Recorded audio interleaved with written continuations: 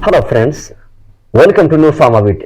तो जैसा कि पिछले लेक्चर में हमने थोड़ा सा एसेंशियल ड्रग कॉन्सेप्ट के बारे में जाना था कि एसेंशियल ड्रग कॉन्सेप्ट क्या होता है। तो अगर आप लोग को याद ना हो तो मैं एक बार फिर से बता दूं कि वर्ल्ड हेल्थ ऑर्गेनाइजेशन ने 1977 में कुछ इस तरीके से डिफाइन किया था एसेंशियल ड्रग्स को कि those drugs that satisfy the priority health care need of the population is known as essential drugs. मतलब कि जो भी किसी भी कंट्री में या किसी भी स्टेट में या किसी भी गांव में जो एक पॉपुलेशन है, ठीक है, मैं हम आप सब मिलकर ये पॉपुलेशन बनाते हैं, तो हम सबकी प्रायोरिटी क्या, सबसे पहली नीड क्या होती है कि हमारा हेल्थ जो अच्छा रहे, ठीक है।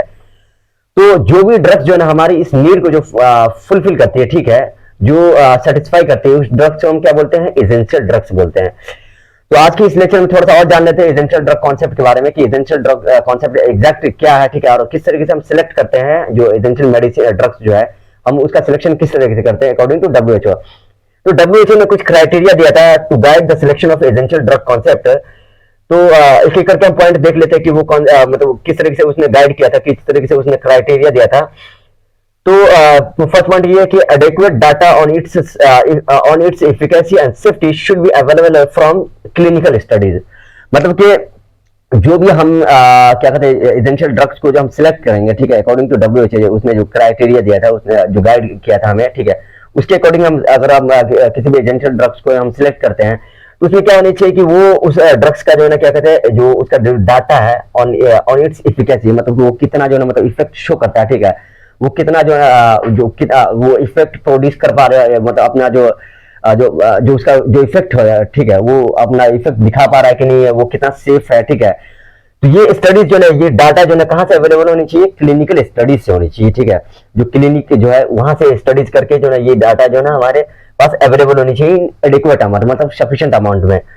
And second thing is it should be available in the form in which the quality including the bioavailability and stability on storage can be assured। मतलब कि ये जो एसेंशियल ड्रग्स जो कॉन्सेप्ट है, ठीक है, तो इसमें जो एसेंशियल ड्रग्स को हम सिलेक्ट करते हैं तो इसके अवेलेबल होनी चाहिए किस फॉर्म में? क्वालिटी के फॉर्म में, जिसमें क्या क्या इंक्लूड है हमारा? उसकी बायो अवेलेबिलिटी, ठीक है, कि वो कितना अवेलेबल है, ठीक है, कि हम जैसे कोई मेडिसिन लिए, ठीक है, तो उसकी अवेलेबिलिटी जो है ना हमारे बॉडी के अंदर कितने हैं, ठीक है, तो उसी को हम बोलते हैं बायो अवेलेबिलिटी, ठीक है। And stability on storage can be assured, मतलब कि उस ड्रग्स को अगर हम क्या करते हैं स्टोर करके जो रखते हैं तो कितना मतलब श्योर है कि वो मतलब वो सही रहेगा, कितने दिन तक, कितने दिन के बाद जो है ना खराब हो जाएगा, ठीक है। जैसे कोई भी सामान, जैसे फॉर एग्जाम्पल मान लेते हैं अगर हम ब्रेड रखते हैं या कोई भी फ्रूट वगैरह हो गया, तो एक हफ्ते से ज्यादा रखते हैं तो वो गलने लगता है, ठीक है, डिग्रेड होने लगता है। तो वही है, या कोई मेडिसिन देख लीजिए, इसलिए मेडिसिन के ऊपर क्या कहते हैं एक्सपायरी डेट वगैरह लिखा होता है, ठीक है। तो वो स्टोरेज करने पे जो है स्टेबिलिटी उसकी मेडिसिन की है कि नहीं, ठीक है, तो इस ये सब जो है इसमें क्या है इंक्लूड होनी चाहिए, ठीक है। And the third one is it's choice should be depend upon the pattern of prevalent disease and availability of facilities and trend personnel and financial resources and genetic and demographic and environmental factor। मतलब कि जब भी हम किसी भी essential drugs को जब हम सिलेक्ट करेंगे तो उसकी इसमें जो चॉइस हम लेंगे कि वो किसी वो जो उसका जो चॉइस है कि हम एसेंशियल ड्रग्स को जो सिलेक्ट करते हैं तो उसके चॉइस किस पर डिपेंड करता है? पैटर्न ऑफ प्रिवेलेंट डिजीज, मतलब जो दूर दूर तक फैलने वाली जो बीमारी है उसके पैटर्न के ऊपर डिपेंड करेगी, उसकी अवेलेबिलिटी ऑफ फैसिलिटीज के बारे में के ऊपर डिपेंड करेगी। जो मेडिसिन जो ड्रग्स जो हम ले रहे हैं एसेंशियल ड्रग्स में, ठीक है, तो उसकी अवेलेबिलिटी ऑफ फैसिलिटीज कितनी है, ठीक है। उसके बाद क्या कहते हैं ट्रेंड पर्सनल होनी चाहिए, ठीक है, जैसे एक ट्रेंड जैसे नर्स हो गई या फिर क्या कहते हैं एमबीबीएस डॉक्टर जो हो गई, सबको बोलते हैं ट्रेंड पर्सनल बोलते हैं, ठीक है। एंड फाइनेंशियल रिसोर्स उसका कैसा है, ठीक है, कितना है, ठीक है, वो फाइनेंशियल रिसोर्स के ऊपर डिपेंड करता है। उसके बाद जेनेटिक के ऊपर डिपेंड करता है। उसके बाद डेमोग्राफिक, मतलब डेमोग्राफिक ये नॉन क्लिनिकल जो है इफेक्ट को बोलते हैं, ठीक है, या स्टैटिक बोल लीजिए, ठीक है, उसके ऊपर डिपेंड करता है। एंड इन्वायरमेंटल फैक्टर, जैसे इन्वायरमेंटल फैक्टर हो गया, लाइट हो गया, टेम्परेचर हो गया, एंड विंड की स्पीड हो गया, मतलब जिसको ह्यूमिडिटी बोलते हैं, इस सब पे डिपेंड करते हैं, ठीक है। अब नेक्स्ट स्लाइड में और भी कुछ पॉइंट है दो चार, ठीक है, जिसको मैंने यहाँ पे नहीं लिया बिकॉज थोड़ा सा स्पेस कम पड़ गया, हमारा बहुत छोटा है। तो हम नेक्स्ट स्लाइड में देखते हैं कि और भी क्या क्या क्राइटेरिया इसने दिया था to guide the selection of essential drugs.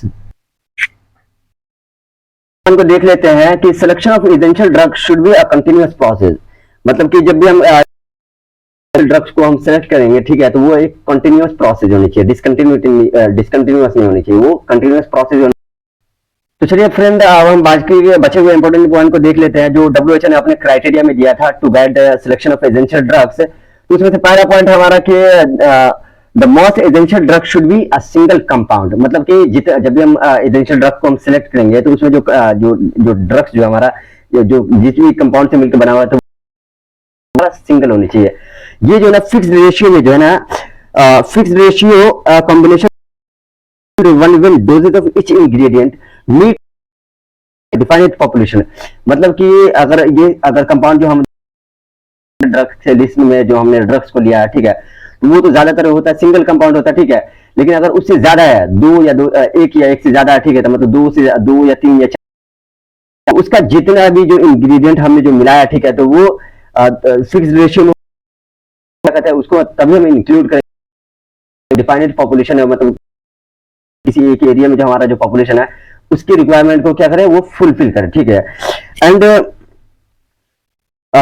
When the combination has proven advantage. मतलब ये कॉम्बिनेशन जो है जो हमने जो दो या दो से ज्यादा जो कंपाउंड हमने मिला करके और उस ड्रग्स को जो क्या कहते हैं एसेंशियल ड्रग्स के लिस्ट में हमने काउंट किया, ठीक है, काउंट किया, ठीक, तभी इंक्लूड कर सकते हैं जब वो क्या रिक्वायरमेंट को फुलफिल करे। प्लस क्या कहते हैं ये कॉम्बिनेशन जो है ना प्रूवन एडवांटेज होनी चाहिए। मतलब कि जेन्युइन या वैलिड एडवांटेज जो है ना, मतलब कि पक्का ये श्योर है कि एडवांटेज होगा ही होगा पॉपुलेशन को, ठीक है। तो चलिए अब हम थर्ड वन पॉइंट को देख लेते हैं कि इन केस ऑफ 2 और मोर सिमिलर ड्रग्स, जैसे मान लेते हैं फॉर एग्जांपल हमारे पास ये 2 सिमिलर ड्रग्स है, ठीक है, तो इसमें से किसी एक को हमने क्या करना है एसेंशियल ड्रग्स के लिस्ट में हमें काउंट करना है, ठीक है, इंक्लूड करना है। तो ये चॉइस किस बेसिस पे जो मेड होगा, ठीक है, कि ये इसकी जो है इस दोनों में से जो किसकी रिलेटिव इफिकेसी जो है ज्यादा है, ठीक है, कौन ज्यादा सेफ है, ठीक है, एंड किसकी प्राइस जो है ना क्या है कम है, किसकी क्वालिटी ज्यादा अच्छी है, किसकी अवेलेबिलिटी ज्यादा है, कौन जो है ना कॉस्ट बेनिफिट है, and cost benefit ratio should be made a major consideration. तो कॉस्ट बेनिफिट जो रेशियो जो है वो हमारा मेजर कंसिडरेशन में है सबसे पहले। मतलब सबसे ज्यादा अगर हम दोनों को सिलेक्ट कर रहे हैं तो एक तो एफिकेसी के बेसिस पे हम सिलेक्ट करते हैं कि कौन जो है अपना कौन जो है ज्यादा अच्छे से जो है अपना डिजायरेबल इफेक्ट जो है वो शो कर पा रहा है, कौन जो है ज्यादा सेफ है, कौन जो है ज्यादा सस्ता है, कौन किसकी क्वालिटी ज्यादा अच्छी है। और जो मेजर जो कंसिडरेशन में जो हम लेंगे, ठीक है, जब इस दोनों को ड्रग्स को अगर हम सिलेक्ट करेंगे, ठीक है, एसेंशियल ड्रग कॉन्सेप्ट के लिस्ट में, ठीक है, तो इसमें जो मेजर जो कंसिडरेशन हमारा आएगा वो कॉस्ट बेनिफिट रेशियो आएगा, ठीक है, कि कौन जो है ज्यादा मतलब कम पैसा मतलब लगा करके जो ना क्या कहते हैं ज्यादा अच्छा मतलब हमें प्रोडक्ट मिल गया, ठीक है, और ज्यादा लोग जो ना जो गरीब लोग है वो भी खरीद सके, ठीक है। अब फोर्थ पॉइंट को देख लेते हैं। तो चॉइस में also be influenced by comparative pharmacokinetic properties and local facilities for manufacture and storage। मतलब कि जो एसेंशियल ड्रग कॉन्सेप्ट की लिस्ट में जो हम सिलेक्ट करते हैं एसेंशियल ड्रग्स को, तो ये चॉइस से जो है ना मे आल्सो बी इन्फ्लुएंस्ड, ठीक है, ये चॉइस किसके द्वारा जो मतलब प्रभावित होगा, ठीक है, तो कंपैरेटिव फार्माकोकाइनेटिक के बेसिस पे होगा, ठीक है, उससे भी जो ना मतलब ये इन्फ्लुएंस्ड होगा, ठीक है। मतलब जो फार्मेसी क्या फार्माकोकाइनेटिक हमने पिछले लेक्चर में बताया था कि what does the body to the drug, मतलब बॉडी जो ना ड्रग्स के साथ क्या करती है जब हम किसी भी ड्रग को इंटर करते हैं, तो उससे भी जो है ये इन्फ्लुएंस होता है, ठीक है। और क्या कहते हैं लोकल फैसिलिटीज फॉर मैन्युफैक्चर, जो दवाई जो बनाता है, जो ड्रग्स जो बनाता है, तो उसकी जो लोकल फैसिलिटीज है उससे भी जो है ये इन्फ्लुएंस होता है, ठीक है। और ये स्टोरेज जो है उससे भी इन्फ्लुएंस होता है कि अगर हम कितने साल तक जो है कितने साल तक है या कितने महीने तक जो है हम इसको स्टोर कर सकते हैं, ठीक है।